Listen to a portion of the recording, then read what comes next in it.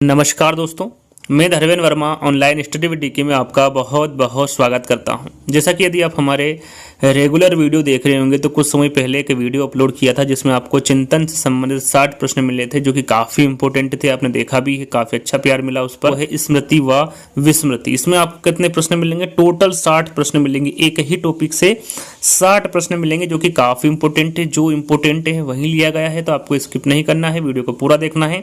यदि आपने first part या फिर कह सकते हैं फर्स्ट टॉपिक आपने नहीं देखा है तो यहाँ पर एक लिंक मिलेगी, जैसे ही क्लिक करोगे आप उस पर पहुँच जाओगे और वो टॉपिक आप आसानी से देख पाओगे। तो सबसे पहले उसको देख लीजिएगा, उसके बाद आप सेकंड टॉपिक पे आइएगा। यदि आपको वीडियो अच्छा लगता है तो आपको सबसे पहले क्या करना है, लाइक करना है। जितने भी ग्रुप है आपके पास में सभी को शेयर करना है, और जो ये वीडियो देख रहे हैं सभी को चैनल को सब्सक्राइब कर लेना है। तीनों काम आपको फटाफट कर लेना है। तो शुरू करते हैं। हमारा आज का पहला प्रश्न है, स्मृति पर सर्वप्रथम क्रमबद्ध अध्ययन किस मनोवैज्ञानिक ने किया? काफी इंपॉर्टेंट है फर्स्ट प्रश्न, काफी अच्छा प्रश्न है। यहाँ पर प्रश्नों को इस प्रकार रखा गया है, सरल से कठिन की ओर। पहले आपको सरल प्रश्न मिलेंगे और जैसे जैसे आप आगे बढ़ते जाएंगे आपका स्तर कठिन की ओर बढ़ता जाएगा। तो पहला प्रश्न आपके सामने है, किस मनोवैज्ञानिक ने किया है? स्किनर ने, एबिंगहॉस ने, रास ने या फिर वुडवर्थ ने? यहाँ पर आप आपका आकलन भी कर सकते हैं कि इस प्रकार के आपके सामने प्रश्न आएंगे तो उसमें आप कितने नंबर ला सकते हैं। तो अंत में बता सकते हैं कि इन 60 प्रश्नों में आप कितने नंबर ला पा रहे हैं। तो यहाँ पर राइट आंसर होगा आपका एबिंगहॉस। याद रखिएगा, स्मृति पर सर्वप्रथम क्रमबद्ध अध्ययन एबिंगहॉस मनोवैज्ञानिक के द्वारा किया गया। अब बात करते हैं कब किया, तो यहाँ पर आप देख सकते हैं 1885 में किया था। यह जर्मन के रहने वाले थे एबिंगहॉस, जर्मन मनोवैज्ञानिक एबिंगहॉस द्वारा 1885 में स्मृति पर सर्वप्रथम क्रमबद्ध अध्ययन किया गया। याद रखिएगा, यहाँ पर सेकंड वाला जो विकल्प होगा वो आपका सही होगा। देखिए सबसे इंपॉर्टेंट क्या है कि जिस प्रकार जो भी आपके टॉपिक आप पढ़ रहे हो उसके कितने प्रकार होते, कितने अंग होते, कितने तत्व होते हैं, ये भी इंपॉर्टेंट होता है। तो उन प्रश्नों को भी लिया गया है। दूसरा प्रश्न है, स्मृति के अंग कितने होते हैं? 3, 4, 5 या फिर 8? यहाँ पर आपको देखना है कि पूछा क्या गया है। अंग पूछा गया है तो राइट आंसर आपका क्या होगा? 4। याद रखिएगा, स्मृति के जो अंग होते हैं वो कितने होते हैं? 4 होते हैं। अब कौन कौन से आपके सामने हैं? सीखना, धारण करना, पुनः स्मरण और पहचान। ये 4 प्रकार के अंग होते हैं स्मृति के। तो जो अंग है वो भी आपके सामने यहाँ पर प्रदर्शित हो रहे हैं, तो आप देख सकते हैं, स्क्रीनशॉट ले सकते हैं। तीसरा प्रश्न है वुडवर्थ ने कौन सा स्मृति का अंग नहीं बताया है? जो भी हमने स्मृति के अंग बताए हैं वुडवर्थ द्वारा दिए गए हैं। तो आपने पढ़े, चारों अंग आपने पढ़े, तो यहाँ पर 4 अंग में से एक अंग कौन सा नहीं है उसके बारे में बताना है। धारण, पुनः स्मरण, पहचान या फिर संकेत। तो हाल ही में आपने पढ़ा होगा तो राइट आंसर आपको पता होगा यह है संकेत। वहां पर धारण भी दिया गया था, धारण करना, पुनः स्मरण और पहचान ये वुडवर्थ ने स्मृति के अंग बताए हैं। संकेत नहीं है तो राइट आंसर आपका 4th वाला होगा। चलिए, यह कथन किसका है कि स्मृति एक आदर्श पुनरावृत्ति है? काफी इंपॉर्टेंट है, स्मृति एक आदर्श पुनरावृत्ति है। यहाँ कथन किसका है? स्किनर का है, स्टाउट का है, रास का है या फिर वुडवर्थ का है? तो राइट आंसर होगा स्टाउट। याद रखिएगा, यहाँ कथन स्टाउट का है कि स्मृति एक आदर्श पुनरावृत्ति है। चलिए, जो बात पहले सीखी जा चुकी है उसे स्मरण रखना ही स्मृति है। यहाँ परिभाषा, यहाँ पर देखिए जो परिभाषा दी गई है ये किसके द्वारा दी गई कि जो बात पहले हम सीख चुके हैं उसे स्मरण रखना ही स्मृति है? रास, वुडवर्थ, नन या फिर मैकडूगल? तो यहाँ पर आपका राइट आंसर होगा वुडवर्थ। याद रखिएगा, जो बात पहले सीखी जा चुकी है उसे स्मरण रखना ही स्मृति है। यहाँ परिभाषा वुडवर्थ के द्वारा दी गई है। चलिए, अभी हमने जाने कि स्मृति के अंग 4 प्रकार के होते हैं। अब हम तत्व के बारे में जान लेते हैं कि स्मृति के कितने तत्व होते हैं। 3, 4, 5 या फिर 6? तो याद रखिएगा, जो स्मृति के तत्व होते हैं वो कितने होंगे? 3 होंगे। याद रखिएगा, स्मृति के 3 तत्व होते हैं। कौन कौन से यहाँ पर आपको देखने को मिलेगा? कोई सी भी तत्व पूछे, अंग पूछे, सभी यहाँ पर आपको देखने को मिलेंगे। कौन कौन से होंगे? पहला है कूट संकेत, दूसरा है संचयन जिसे भंडारण भी कहते हैं, पुनः प्राप्ति हो या फिर पुनरुद्धार। देखिए, पुनः प्राप्ति को ही पुनरुद्धार कहते हैं। एक बार फिर पढ़ लेते हैं, स्मृति के कितने तत्व बताए हैं? 3। कौन कौन से? कूट संकेत, संचयन या फिर भंडारण, पुनः प्राप्ति या फिर पुनरुद्धार। ये 3 प्रकार के तत्व बताए हैं। अंग कितने हैं? 4 है। तत्व कितने हैं? 3 है। कौन कौन से हैं उसके बारे में आपको मैं बता चुका हूँ। चलिए, वहाँ संकेत है जो हमारे मस्तिष्क में स्मृति चित्रों का निर्माण करता है। यहाँ पर देखिए, वह कौन सा संकेत है जो हमारे मस्तिष्क में स्मृति चित्रों का निर्माण करता है। यदि आपने थोड़ा सा स्मृति का जो टॉपिक है वो यदि पढ़ा होगा, यदि नहीं पढ़ा तो इसको हमने अच्छे से समझाया हुआ है, आप थ्योरी पढ़ सकते हैं, समझ सकते हैं। यदि आपको नहीं पता है स्मृति के बारे में तो सबसे पहले थ्योरी देख लीजिएगा, उसके बाद इस वीडियो पे आइएगा। तो 7वें प्रश्न का आंसर क्या होगा, यहाँ पर आपका राइट आंसर होगा कूट संकेतन। जो पहला संकेतन है कूट संकेतन, ये हमारे मस्तिष्क में स्मृति चित्रों का निर्माण करता है, जो कि कुछ समय के लिए रहती है। स्मृति के बारे में यदि हम आपको बताने लग गए तो बहुत समय हो जाएगा, इसलिए आप यहाँ पर आंसर ही जान लीजिए। पहला वाला विकल्प रहेगा सही, कूट संकेतन है जो हमारे मस्तिष्क में स्मृति चित्रों का निर्माण करता है। तो पहला वाला विकल्प आपका सही होगा। 8वां प्रश्न है, व्यक्ति के द्वारा अपने संचित सूचनाओं का पुनः स्मरण करना और संचित भंडार से उन्हें खोज कर व्यक्त करना रिक्त स्थान कहलाता है। देखिए प्रश्न को ध्यान से पढ़ना है, 4 विकल्प वही हैं, 3 तत्व आपके सामने रखे हुए हैं, आपको बताना है इनमें से व्यक्ति के द्वारा अपने संचित सूचनाओं का पुनः स्मरण करना और संचित भंडारण से उन्हें खोज कर व्यक्त करना क्या कहलाता है। कूट संकेतन, भंडारण, पुनरुद्धार या फिर इनमें से कोई नहीं। यदि आप प्रश्न को ध्यान से पढ़ेंगे तो राइट आंसर आपका सामने है पुनरुद्धार। देखिए यहाँ पर पुनः स्मरण करना और संचित भंडार से उन्हें खोज कर व्यक्त करना, यह क्या कहलाएगा, पुनरुद्धार कहलाएगा। यहाँ पर तीसरा वाला आपका विकल्प सही रहेगा। चलिए 9वां प्रश्न है, स्मृति का प्रथम अवस्था मॉडल किसने प्रस्तुत किया। काफी इंपॉर्टेंट प्रश्न है, आपको पता होना चाहिए कि स्मृति का प्रथम अवस्था मॉडल किसके द्वारा प्रस्तुत किया गया। जून पियाजे, एबिंगहॉस, एटकिसन, शिफ्रिन या फिर मैकडूगल। तो यहाँ पर आपका राइट आंसर होगा एटकिसन शिफ्रिन के द्वारा स्मृति का प्रथम अवस्था मॉडल प्रस्तुत किया गया। काफ़ी इंपॉर्टेंट है, यहाँ पर आप देख सकते हैं सॉरी कब किया गया था, 1968 में। एटकिसन शिफ्रिन ने 1968 में स्मृति का प्रथम अवस्था मॉडल प्रस्तुत किया, जिसे मॉडल भी कहा जाता है। यदि प्रश्न में पूछे कि स्मृति का प्रथम अवस्था मॉडल को और क्या कहा जाता है तो इसे मॉडल भी कहा जाता है। कब प्रस्तुत किया गया, तो ये किया गया था 1968 में। सन पूछे तो वो भी आपको पता होना चाहिए, यहाँ पर आप स्क्रीनशॉट लेकर इसको पढ़ सकते हैं। तो अगले प्रश्न की ओर बढ़ेंगे। 10वां प्रश्न है हमारा, अवस्था मॉडल के अनुसार स्मृति तंत्र कितने प्रकार के होते हैं। काफी इंपॉर्टेंट प्रश्न है, आपको पता होना चाहिए। अवस्था मॉडल के अनुसार स्मृति तंत्र कितने प्रकार के होते हैं, 3, 4, 5 या फिर 6। तो याद रखिएगा ये 3 प्रकार के होते हैं। अवस्था मॉडल के अनुसार स्मृति तंत्र कितने प्रकार के होते हैं, 3 प्रकार के होते हैं। यदि साधारण भी पूछ ले आपसे कि स्मृति के कितने प्रकार होते हैं तो वो भी 3 ही प्रकार होते हैं। कौन कौन से, उसके बारे में आपको पता होना चाहिए, क्योंकि इससे संबंधित काफी प्रश्न पूछे जाएंगे आगे।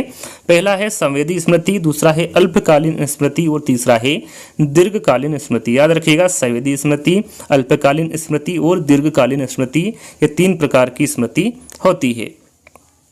चलिए थोड़ा सा प्रश्न में ही आंसर यहाँ पर दे दिया है। प्रश्न कुछ इस प्रकार होता है कि संवेदी स्मृति के कितने प्रकार होते हैं या फिर संवेदी स्मृति के प्रकार है। तो यहाँ पर आपको आंसर ही इसमें दे दिया है कि संवेदी स्मृति के कितने प्रकार होते हैं, 2 प्रकार होते हैं। 2 प्रकार कौन कौन से, पहला होता है प्रतिमा संबंधी स्मृति और दूसरा होता है प्रतिध्वनि स्मृति। तो राइट आंसर आपका क्या होगा, ए और बी दोनों। याद रखिएगा काफी इंपॉर्टेंट है, एग्जाम में पूछा जाता है कि संवेदी स्मृति कितने प्रकार की होती है, अल्पकालीन कितने प्रकार की होती है, दीर्घकालीन कितने प्रकार की होती है। तो आपको पता होना चाहिए कि जो संवेदी स्मृति है ये 2 प्रकार की होती है। पहला है प्रतिमा संबंधी स्मृति और दूसरा है प्रतिध्वनि स्मृति। तो राइट आंसर आपका क्या होगा यहाँ पर, तीसरा वाला। चलिए अल्पकालीन स्मृति के कितने प्रकार है। अभी हमने जाना कि संवेदी स्मृति कितने प्रकार की होती है, 2 प्रकार की होती है। अब आपको पता होना चाहिए कि अल्पकालीन स्मृति के कितने प्रकार है, 2, 4, 6 या फिर 8। तो याद रखिएगा जो अल्पकालीन स्मृति है इसके 4 प्रकार है। कितने प्रकार है, 4 प्रकार है। अब 4 प्रकार कौन कौन से, यहाँ पर आप देख सकते हैं सक्रिय स्मृति, कार्यकारी स्मृति, प्राथमिक स्मृति और तात्कालीन स्मृति। इसका स्क्रीनशॉट ले सकते हैं आप। अल्पकालीन स्मृति के 4 प्रकार होते हैं। पहला है सक्रिय स्मृति, दूसरा है कार्यकारी स्मृति, तीसरा है प्राथमिक स्मृति या फिर चौथा है और चौथा जो प्रकार है वो है तात्कालीन स्मृति। 4 प्रकार के स्मृति होती है अल्पकालीन, तो याद रखिएगा। आगे बढ़ते हैं। टुलविंग ने दीर्घ अवधि स्मृति के प्रकार बताए। यहाँ पर देखिए टुलविंग ने दीर्घ अवधि स्मृति के कितने प्रकार बताए हैं, ये आपको बताना है 3, 4, 5 या फिर 2। तो आपका यहाँ पर राइट आंसर होगा 2। याद रखिएगा तो टुलविंग ने दीर्घ अवधि, जिसको हम दीर्घकालीन स्मृति भी कहते हैं, इसके कितने प्रकार बताए हैं, 2 प्रकार बताए हैं। तो याद रखिएगा 2 प्रकार कौन कौन से, पहला है प्रासंगिक स्मृति और दूसरा है अर्थगत स्मृति। याद रखेगा 2 प्रकार की स्मृति बताई है किसने, टुलविन ने। दीर्घ अवधि 2 प्रकार की होती हैं, प्रासंगिक स्मृति और अर्थगत स्मृति। बी.एन. झा ने स्मृति के कितने नियम बताए, यहाँ पर देखिए नियम पूछा गया है, कितने नियम बताए हैं बी.एन. झा ने, 2, 3, 4 या फिर 5। तो याद रखिएगा ये 3 नियम बताए हैं। बी.एन. झा ने स्मृति के 3 नियम बताए हैं। अब 3 नियम कौन कौन से, पहला है आदत का नियम, दूसरा है निरंतरता का नियम और तीसरा है परस्पर संबंध का नियम। याद रखिएगा बी.एन. झा ने स्मृति के 3 नियम बताए हैं। पहला है आदत का नियम, दूसरा है निरंतरता का नियम और तीसरा है परस्पर संबंध का नियम। ये 3 नियम बताए हैं बी.एन. झा ने स्मृति के। अगला प्रश्न है, निम्न में से किस स्मृति में सूचनाएं अपने मूल रूप से संचित रहती है अर्थात उसके स्वरूप में परिवर्तन नहीं होता। प्रश्न को ध्यान से पढ़ना है। यदि आप प्रश्न को ध्यान से पढ़ेंगे तो राइट आंसर आपके सामने होगा। देखिए कौन सी स्मृति में सूचनाएं अपने मूल रूप में संचित रहती है अर्थात उनके स्वरूप में परिवर्तन नहीं होता। दीर्घकालीन स्मृति है, लघु स्मृति है, संवेदी स्मृति है या फिर ये सभी हैं।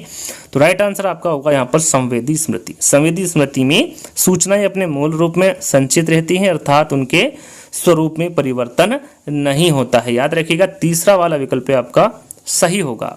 चलिए यहाँ पर देखिए अल्पकालीन स्मृति में सूचना संचित रहती है, कितने सेकंड के लिए रहती है ये आपको बताना है। देखिए अल्पकालीन स्मृति के बारे में पूछा गया है, 20 से 30 सेकंड के लिए, 1 या उससे कम सेकंड के लिए, लंबे समय के लिए या फिर इनमें से कोई नहीं। तो आपका राइट आंसर होगा 20 से 30 सेकंड के लिए। देखिए अल्पकालीन स्मृति के बारे में पूछा गया है तो राइट आंसर आपका पहला वाला होगा। यदि संवेदी स्मृति के बारे में पूछता तो आपका राइट आंसर क्या होगा, सेकंड वाला। 1 या उससे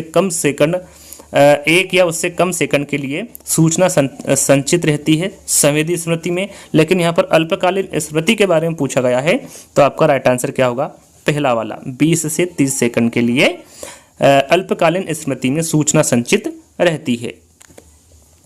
अगला प्रश्न है, निम्न में से कौन सा कथन अल्पकालीन स्मृति से संबंधित नहीं है। प्रश्न को ध्यान से पढ़ना है।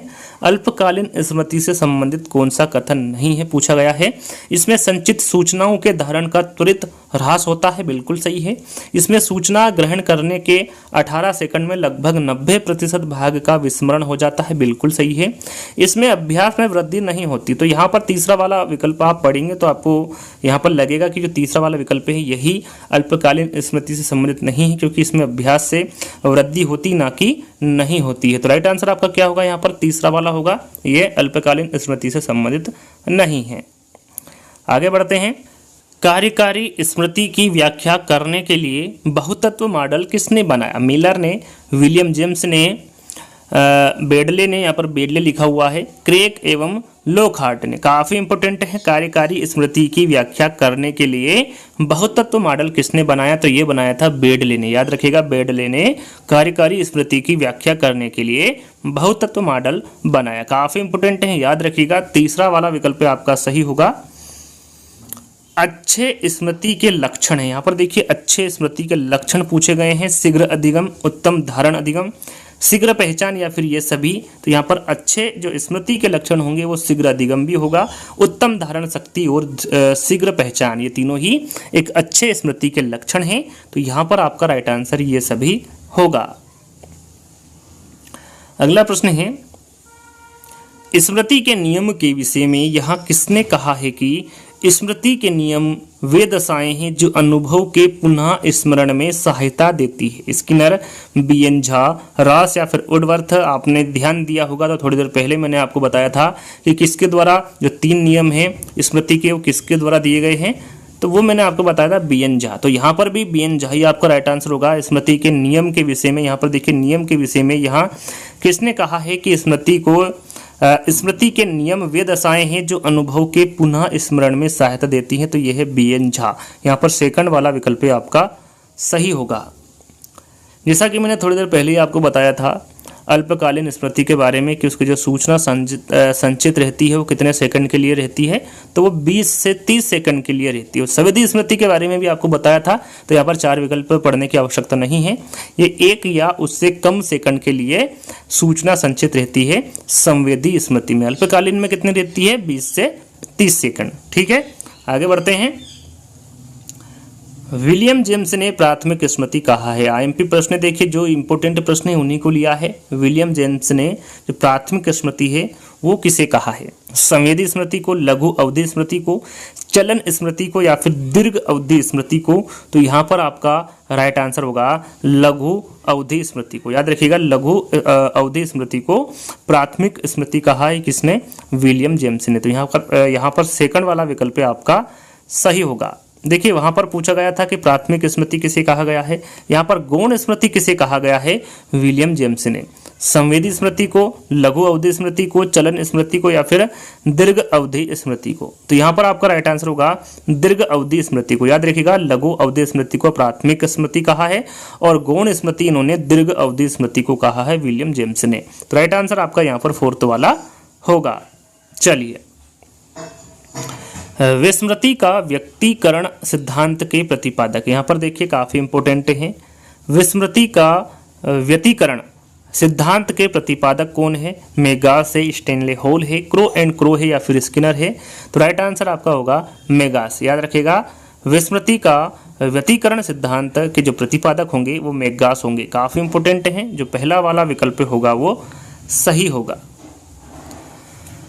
अगला प्रश्न है, स्मृति से तात्पर्य अतीत की घटनाओं की कल्पना करना और इस तथ्य को पहचान लेना भी ये अतीत के अनुभव हैं। यहाँ कथन किसका है? यहाँ पर जो कथन दिया गया है ये किसके द्वारा दिया गया है? मैकडूगल के, नन के, रास के या फिर रायबर्न के?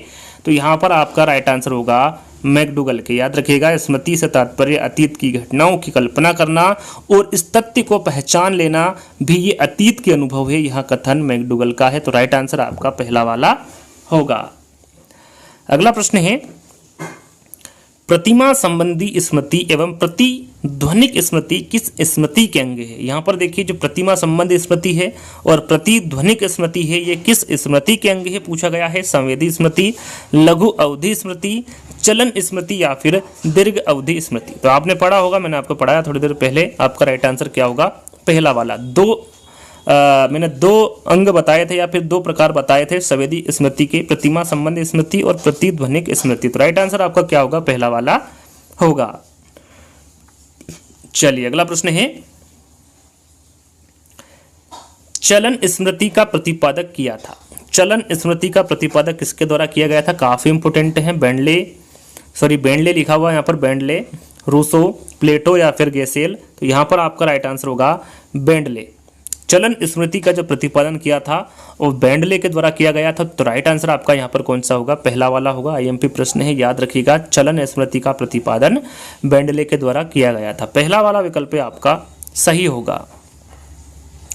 स्मृति किस तरह की प्रक्रिया है? चाहे स्मृति के बारे में पूछे या फिर विस्मृति के बारे में पूछे, दोनों का आंसर आपका एक ही होगा, मानसिक। याद रखिएगा, स्मृति किस तरह की प्रक्रिया है? तो ये एक मानसिक प्रक्रिया है। तो राइट आंसर आपका यहाँ पर पहला वाला होगा।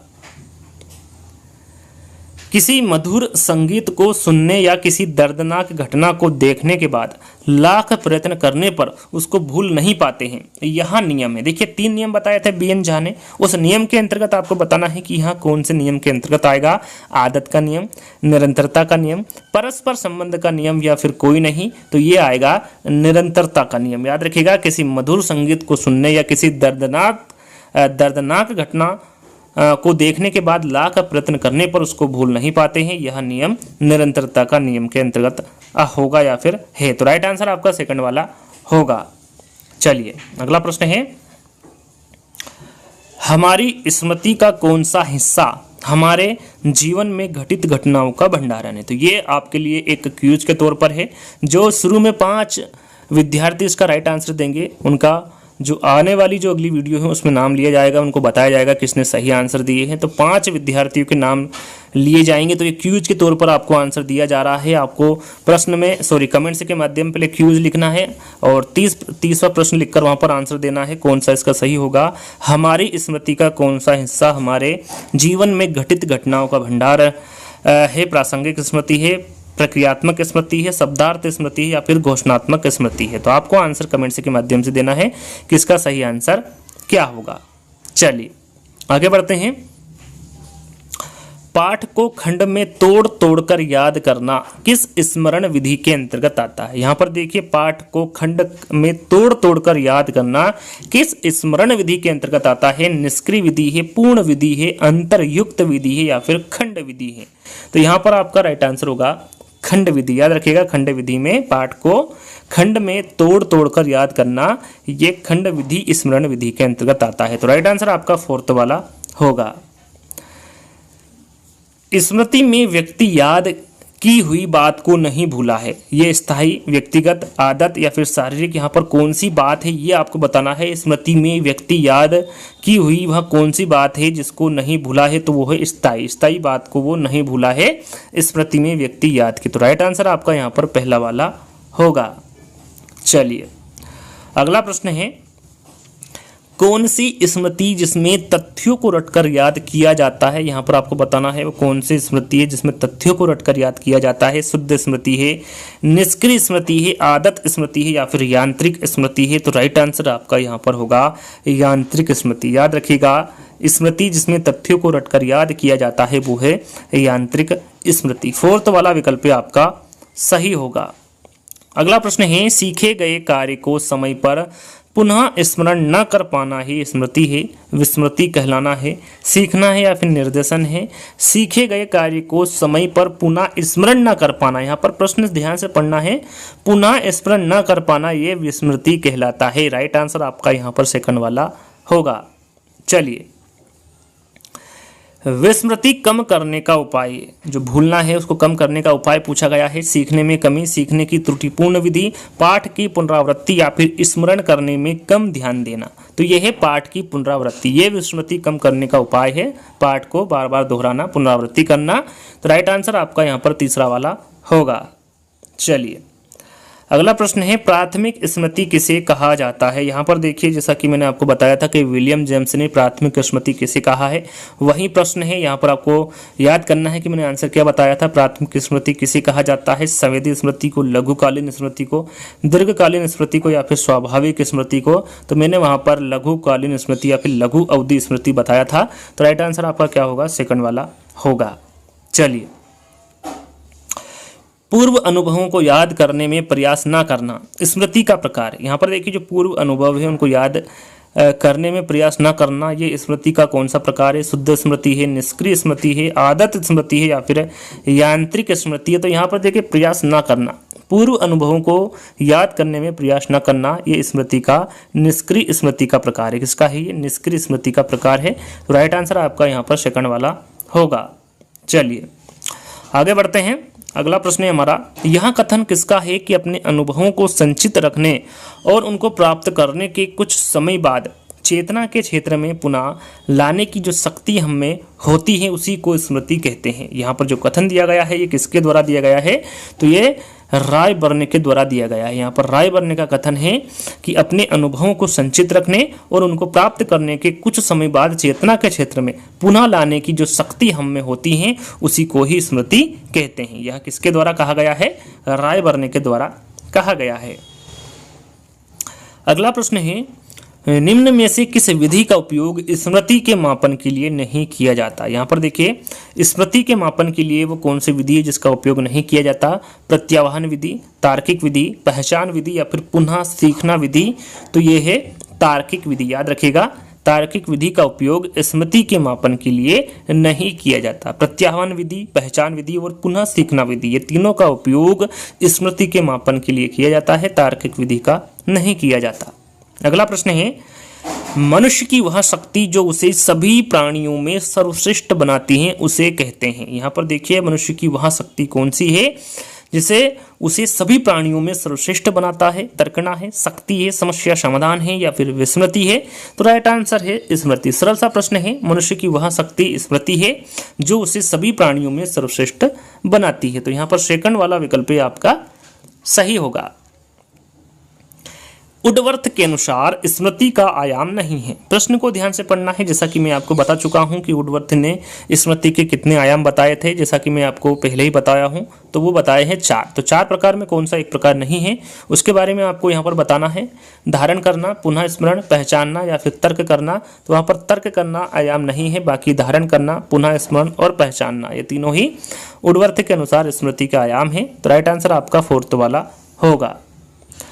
अगला प्रश्न है, स्मृति कोई निष्क्रिय प्रक्रिया न होकर सक्रिय एवं रचनात्मक प्रक्रिया है, यह किस मनोवैज्ञानिक द्वारा कहा गया है। प्रश्न ध्यान से पढ़ना है, पूछा गया है यह किस मनोवैज्ञानिक द्वारा कहा गया है कि स्मृति कोई निष्क्रिय प्रक्रिया न होकर सक्रिय एवं रचनात्मक प्रक्रिया है। फ्रेडरिक बार्टलेट के द्वारा, एबिंगहॉस के द्वारा, सिफरिन के द्वारा या फिर वर्दीमर के द्वारा। काफी इंपॉर्टेंट कथन है। तो ये है फ्रेडरिक बार्टलेट के द्वारा कहा गया है कि स्मृति कोई निष्क्रिय प्रक्रिया ना होकर सक्रिय एवं रचनात्मक प्रक्रिया है। तो पहला वाला विकल्प आपका सही होगा।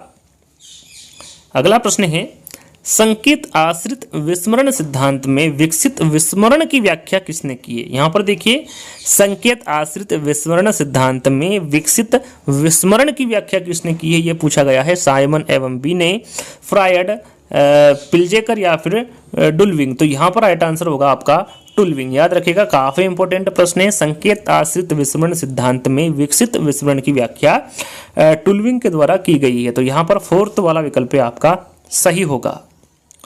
व्यक्ति द्वारा संचित स्मृति में सूचनाओं की संचयी क्षमता और संशोधित करने की क्षमता कहलाती है। दीर्घकालीन स्मृति, लघुकालीन स्मृति, चलन स्मृति या फिर सक्रिय स्मृति। तो आपका राइट आंसर होगा यहाँ पर चलन स्मृति। याद रखिएगा, व्यक्ति द्वारा संचित स्मृति में सूचनाओं की संचयी क्षमता को संशोधित करने की जो क्षमता कहलाती है, क्षमताएं कहलाती है, वो चलन स्मृति कहलाती है। तो राइट आंसर आपका 3रा वाला होगा। अच्छी स्मृति के लक्षण है। थोड़ी देर पहले भी यहाँ प्रश्न आया था, लेकिन वहाँ पर 4 विकल्प अलग थे, यहाँ पर अलग है। तीव्रता, यथार्थता, विषय की समझबूझ से सीखना, उपरोक्त सभी। वहाँ पर भी आंसर उपरोक्त सभी था, यहाँ पर भी उपरोक्त सभी होगा। तीनों ही जो कथन है ये अच्छी स्मृति के लक्षण है। तो राइट आंसर आपका उपरोक्त सभी होगा। अगला प्रश्न है, दीर्घकालीन स्मृति की विशेषताओं में सम्मिलित नहीं। यहाँ पर देखिए, दीर्घकालीन स्मृति के बारे में पूछा गया है कि कौन सी विशेषता नहीं है दीर्घकालीन की। इसका स्वरूप रचनात्मक होता है, इसमें सूचनाओं का संचयन असंगठित होता है, इसकी धारणा क्षमता असीमित होती है या फिर यह सापेक्षित रूप से स्थायी होता है। तो यहाँ पर कौन सी विशेषता नहीं है दीर्घकालीन स्मृति की पूछा गया है। तो राइट आंसर होगा, इसमें सूचनाओं का संचयन असंगठित होता है। यह विशेषता नहीं है, क्योंकि जो दीर्घकालीन स्मृति है इसमें सूचनाओं का संचयन संगठित होता है, ना कि असंगठित। तो यहाँ पर विशेषता कौन सी नहीं है पूछा गया था। तो राइट आंसर आपका 2nd वाला होगा। चलिए अगला प्रश्न है, मनोवैज्ञानिकों के अनुसार स्मृति के कौन से पक्ष। यहाँ पर देखिए, मनोवैज्ञानिकों के अनुसार स्मृति के कौन से पक्ष है पूछा गया है। कितने पक्ष है ये नहीं पूछा गया है। धनात्मक पक्ष है, विवेकशील पक्ष है, सामाजिक पक्ष है या फिर आर्थिक पक्ष है।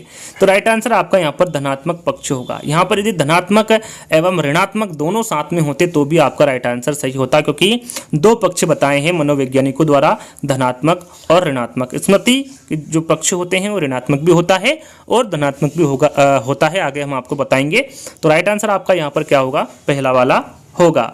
चलिए, स्मरण करने का तात्पर्य पहले सीखी गई अनुक्रियाओं के कुछ चिन्हों को वर्तमान अनुक्रिया में व्यक्त करने से है। यहाँ पर जो कथन दिया गया है ये किसके द्वारा दिया गया है, स्किनर का, कोहलर का कथन है, स्टैनले हॉल का है या फिर हिलगार्ड का है। काफ़ी इंपॉर्टेंट है, तो याद रखिएगा यहाँ पर जो कथन दिया गया है ये हिलगार्ड के अनुसार दिया गया कथन है। 4th वाला विकल्प आपका सही होगा। विस्मरण पहले की सीखी गई क्रिया का क्षणिक अथवा स्थायी ह्रास है। यह कथन किसका है, काफी इंपॉर्टेंट प्रश्न है। कोहलर का है, एबिंगहॉस का है, वॉरेन का है या फिर इनमें से कोई नहीं। तो आपका राइट आंसर होगा वॉरेन का। याद रखिएगा, विस्मरण पहले की सीखी गई क्रिया का क्षणिक अथवा स्थायी ह्रास है। यह कथन वॉरेन के द्वारा दिया गया कथन है। चलिए विस्मरण की अवधारणा सर्वप्रथम किसके द्वारा प्रस्तुत की गई। यहाँ पर देखिए प्रश्न को ध्यान से पढ़ना है। विस्मरण की अवधारणा के बारे में पूछा गया है कि सर्वप्रथम किसके द्वारा प्रस्तुत की गई थी।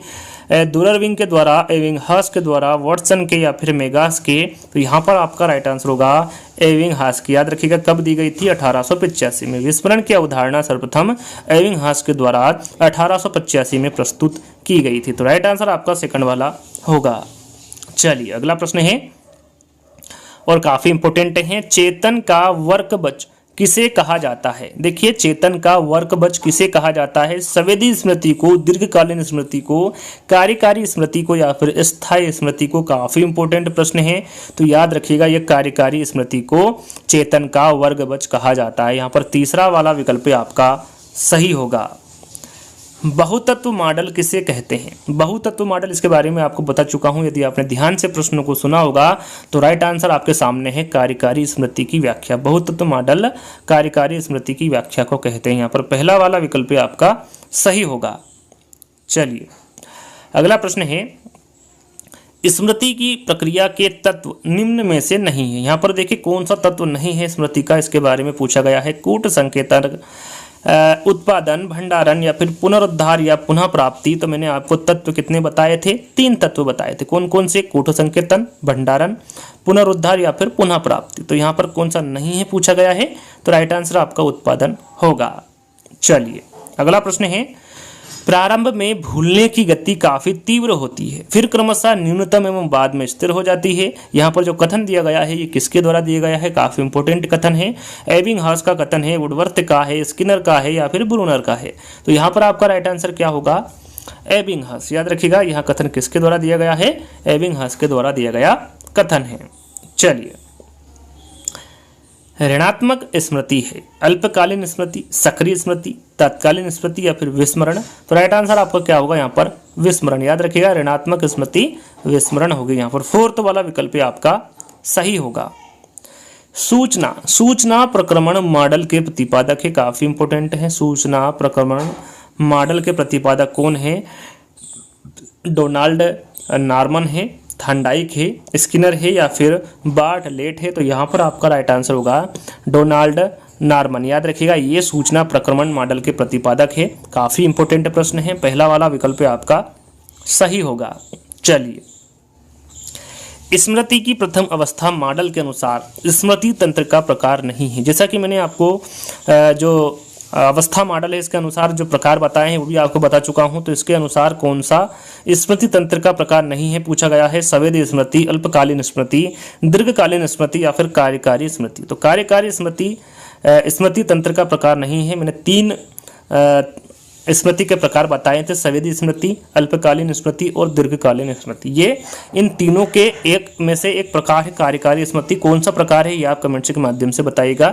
जो कार्यकारी स्मृति है ये किस स्मृति का प्रकार है, तो ये कमेंट्स के माध्यम से आप जरूर बताइएगा, क्योंकि आगे मैं आपको इसके बारे में बता चुका हूँ। तो राइट आंसर आपका क्या होगा यहाँ पर, फोर्थ वाला होगा।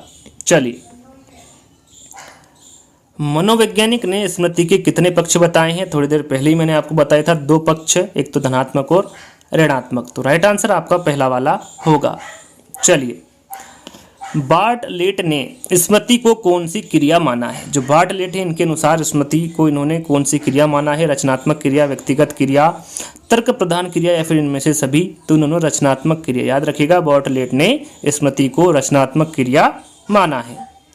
जैसा कि मैंने आपको बताया था टोटल आपको यहाँ पर 60 प्रश्न मिलेंगे। तो ये अंतिम प्रश्न है। अंतिम प्रश्न को छोड़कर 2 प्रश्न और दिए हैं जो कि काफ़ी इंपॉर्टेंट लगे मुझे, तो उनको भी ऐड किया है, तो देख लीजिएगा उनको भी। तो 60वां प्रश्न है, एबिंगहॉस के अनुसार विस्मरण किस प्रकार की मानसिक प्रक्रिया है। जैसा कि मैंने आपको बताया था स्मृति और विस्मरण दोनों ही एक प्रकार की मानसिक प्रक्रिया है। तो किस प्रकार की है, एबिंगहॉस के अनुसार सक्रिय मानसिक प्रक्रिया है, निष्क्रिय मानसिक प्रक्रिया है, दोनों है या फिर इनमें से कोई नहीं। तो राइट आंसर आपका होगा निष्क्रिय मानसिक प्रक्रिया। एबिंगहॉस के अनुसार जो विस्मरण है ये किस प्रकार की मानसिक प्रक्रिया है, निष्क्रिय मानसिक प्रक्रिया है। 2 प्रश्न मैंने रखे हैं जो कि ये भी इंपॉर्टेंट हैं और 1 लाइनर है दोनों। फ्रायड ने विस्मरण का प्रमुख कारण क्या माना है, तो इन्होंने दमन माना है। याद रखिएगा फ्रायड ने विस्मरण का जो प्रमुख कारण माना है वो दमन को माना है। एक प्रश्न और पूछा जाता है जो कि काफ़ी इंपॉर्टेंट है, आपको याद होना चाहिए। थॉमस और रॉबिन्स के द्वारा बताई गई युक्ति में PQRST का अर्थ क्या है। यहाँ पर देखिए PQRST का अर्थ पूछा जाता है तो आपके सामने है। P का मतलब होता है प्रीव्यू, पूर्व अवलोकन। Q का मतलब होता है क्वेश्चन, प्रश्न। R का मतलब होता है रीड, पढ़ना। S का मतलब होता है सेल्फ रिएक्शन, स्वतः जोर से पढ़ना। और T का मतलब होता है टेस्ट यानी कि परीक्षण। हिंदी और इंग्लिश दोनों में लिखा है, ध्यान दीजिएगा। प्रीप्रूव, Q का मतलब होता है क्वेश्चन, R का मतलब होता है रीड, S का मतलब होता है सेल्फ रिएक्शन और T का मतलब होता है टेस्ट। पूर्व अवलोकन, प्रश्न, पढ़ना, जोर से पढ़ना, स्वतः जोर से पढ़ना और परीक्षण। याद रखिएगा PQRST का अर्थ क्या होता है थॉमस और रॉबिन्स के द्वारा बताई गई युक्ति में। तो आप यहाँ पर देख सकते हैं। तो जैसा कि मैंने आपको बताया था कि यहाँ पर आपको 60 प्रश्न मिलेंगे। तो आज का वीडियो यहीं पर समाप्त होता है। शुरू और अंत में मैं दोनों बार आपको बताता हूँ कि आपको 3 कार्य करने हैं। सबसे पहले आपको वीडियो को लाइक करना है, वीडियो को जितने भी ग्रुप है उसमें शेयर करना है और जितने भी ये वीडियो देख रहे हैं उन सभी को चैनल को सब्सक्राइब कर लेना है। 3 ही आपको कार्य करना है और कुछ भी आपको नहीं करना है। इससे क्या होता है कि हमें पता चलता है कि आप इस वीडियो को कितना पसंद करते हैं। यदि आप शेयर करते हैं तो हमें लगता है कि इस वीडियो के आगे और भी जो टॉपिक है उनको हमें बनाना चाहिए। यानी मोटिवेशनल हमें मिलता है आपके लाइक करने से, कमेंट्स करने से, शेयर करने से और चैनल को सब्सक्राइब करने से। तो ये तीनों चीज़ें आपको करना है। तो जल्दी ही दोस्तों अगले टॉपिक में मिलेंगे। जब तक के लिए धन्यवाद।